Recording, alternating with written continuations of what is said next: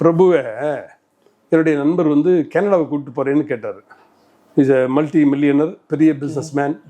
சொன்னார் கனடாவுக்கு கொண்டு போகிறேன், மாதம் மினிமம் 3 கோடி ரூபாய் அவர் ஈ கேன் ஏர்ன் அப்படின்னாரு. அங்கிள் கூப்பிட்டு போகிறேன் அப்படின்னு பிரபுக்கிட்ட சொன்னேன் இந்த ஹாஸ்பிட்டல் கட்டுறதுக்கு முன்னாடி. தம்பி இந்த மாதிரி ஒரு வாய்ப்பு இருக்குது, வாட் டு யூ ஃபீல் அப்படின்னு. he said no no. நம்ம ஊரில் எனக்கு ஐ வாஸ் ஷாக்டு. 3 கோடி சம்பாத்தி என்ன மாதம் 3 கோடிங்கிறது அது என்ன